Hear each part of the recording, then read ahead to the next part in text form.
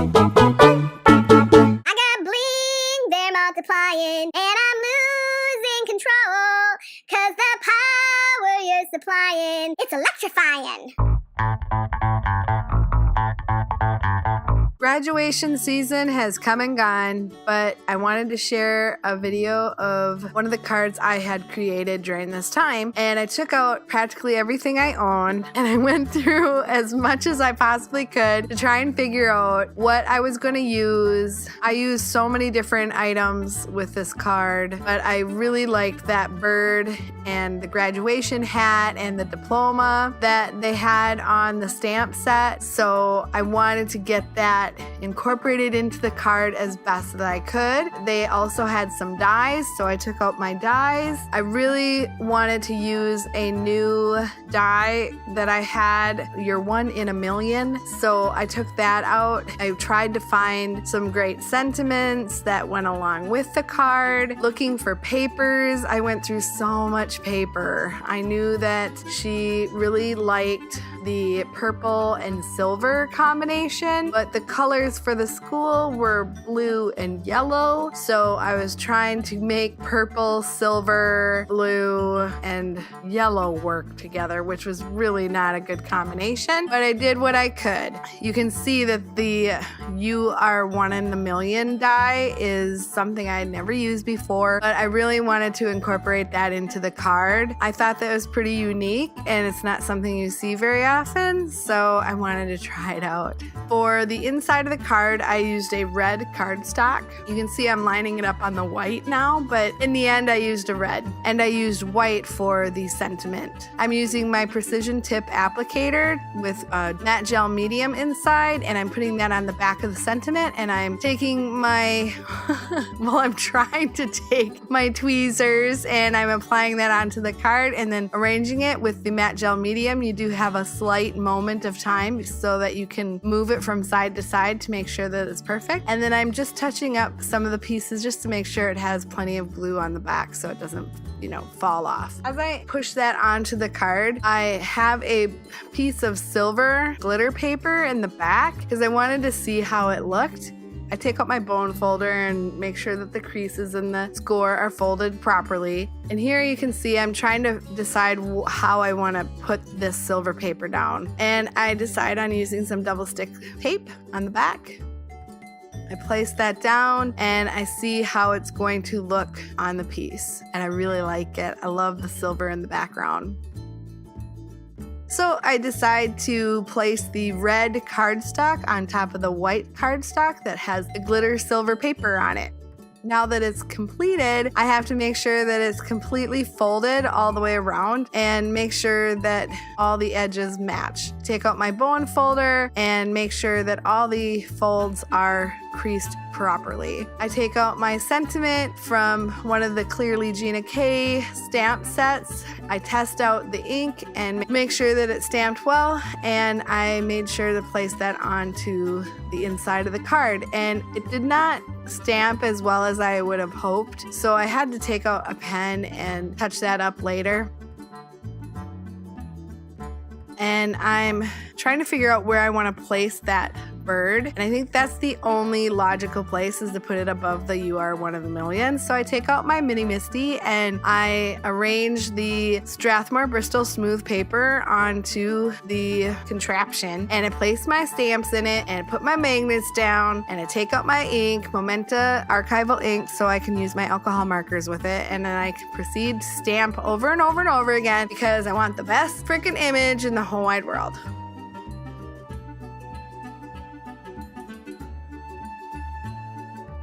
I'm smacking it down.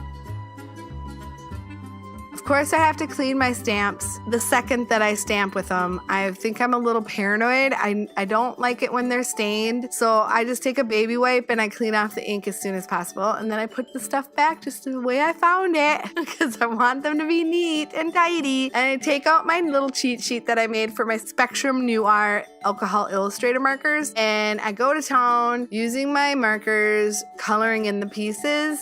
I'm using sandstone, ivory, and ice gray too, and then I move on to Moonlight, Canary, and Dandelion.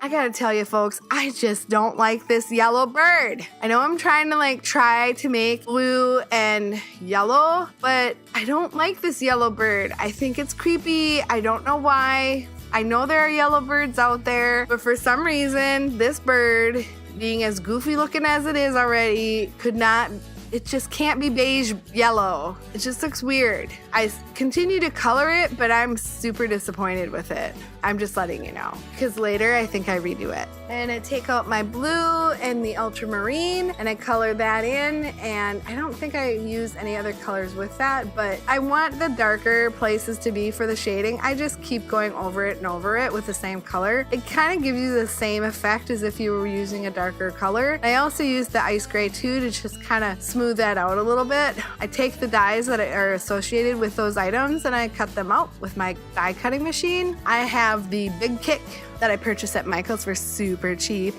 on a super good deal. And you can see here, I'm restamping that bird because I am just not happy with it. Part of the reason why I did it is because that yellow bird had to go on a red cardstock and it didn't look right.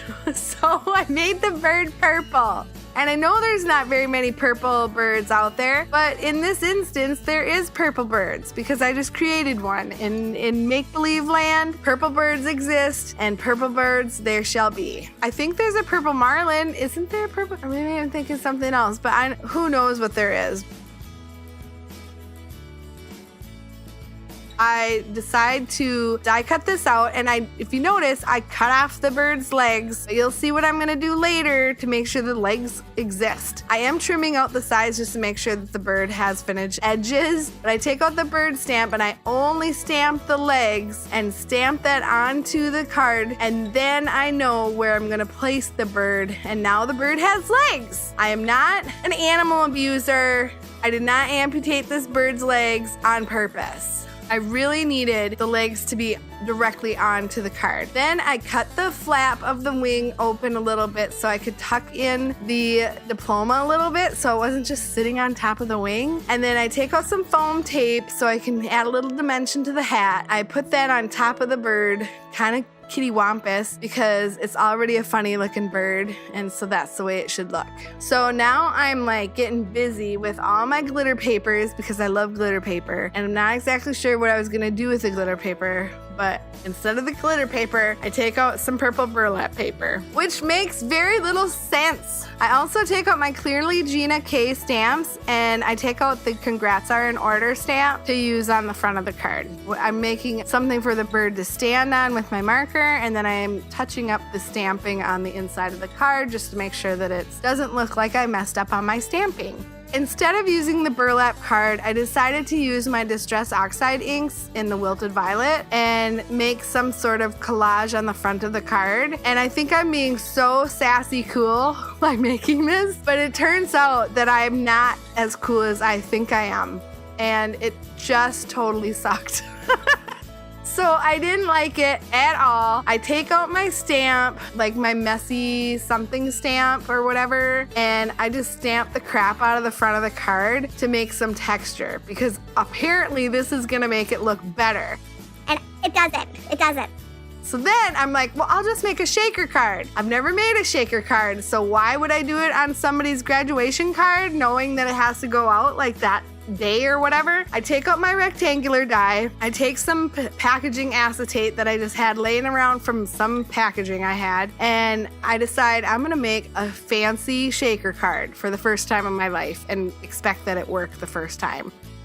I put the acetate down on the card with some double stick tape, and I'm thinking, all right, you're halfway there. You got the acetate on the card. Well, then I stamped the Congrats Are in Order in this hot mess of crazy that I've got going on in the background, which clearly you cannot see because it's too messed up.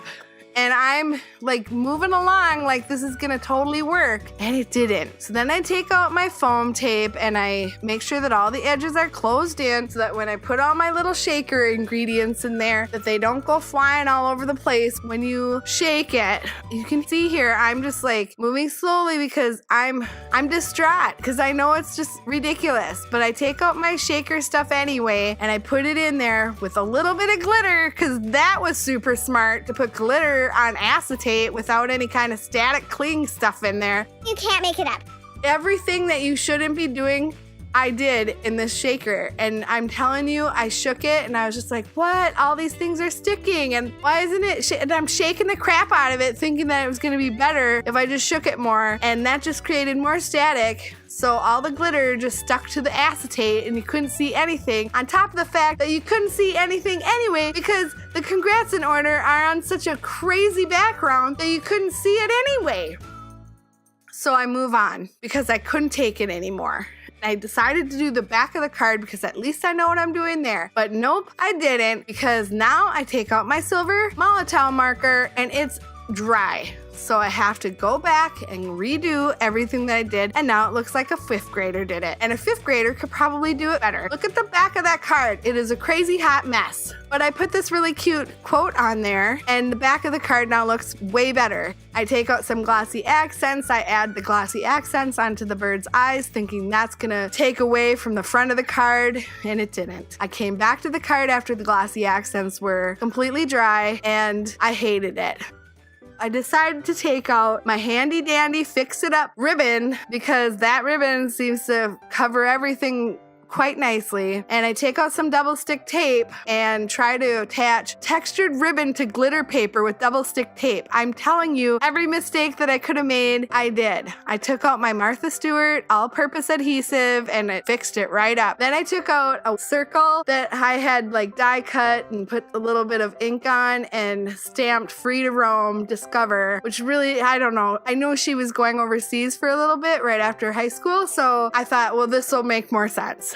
And of course, why not add some gaudy bling to the front to make it look more mature and majestic? I take out these super huge purple gems and I start putting them on the card with my Free to Roam globe and my Discover. And I take out some bling and I fill in the inside of the flower with a pearl and get that all cleaned up because I put way too much glue in there. Good thing the glue dries clear. And then I'm like, oh, this isn't enough crap, so why don't I take out some more buttons? Because buttons will make it look better. I'm telling you, I was so crazy, but I had to have a way to close that flap of the ribbon, and I wanted to use a brad, which was purple and matched her theme. I took out my crocodile, I drilled a hole, I put my brad inside. You can see my brad thing on the inside there, but I covered it up with a gem, so now she doesn't even know she could take it off. So I add some bling on the insides of the flower, and I put some more ginormous bling on the inside of the card because she likes purple. And I know she likes red. I mean, I'm telling you, I just couldn't stop with this bling. It's like I just have this addiction to it. Hello, my name is Jax, and I'm addicted to bling. So now that I have it completely gaudy as hell, I decide to take out my Nouveau crystal drops in the glossy black, and I decide to add little black dots all the way around the circle to try and distract from all the gaudy bling that I put on the card and the error of my ways with my new shaker card. Now that it's complete and all crazy with everything in the possible world, I decide, well, this has got to do. I've got to just let it be. Once it was all dry, I decided to sign it and say, hello, congratulations, enjoy this crazy card that I made for you and messed up on that you'll never know because I don't think you watch my videos. But if you ever do, this is what happened. And I put it into the envelope, and because I like washi tape, the entire world now knows it too, and I used a crap ton of washi tape on both of the cards envelopes that I was creating that day. Once that was complete, I took out more bling because I'm addicted, and like I told you, I have no control over this. When it's glitzy glamour, I'm all there. You know what I'm saying? So I got my glitzy paper and I punched a heart in it, and it's super cute, I think. And then I wrote her name on it, and now I'm ready to go to the parties. I got all this crazy in my hand. I have to tell you folks, I truly struggled with these cards. I have not attempted a shaker card since, and I'm not sure if I will. Maybe I will, but I have to get a little bit more brave. But I hope you enjoyed this video. I know I sure did, looking back at all the crazy that I created in this crafting session. It's always fun to go back and see how we learn. If you like this video, give me a thumbs up. If you don't like the video, give me a thumbs down. down. Tell me what you think about it in the comment section below. I'd love to hear your thoughts. If you want to see what else I create or mess up on, consider subscribing because I'd love to have you as a viewer. Until next time, love you guts. Bye.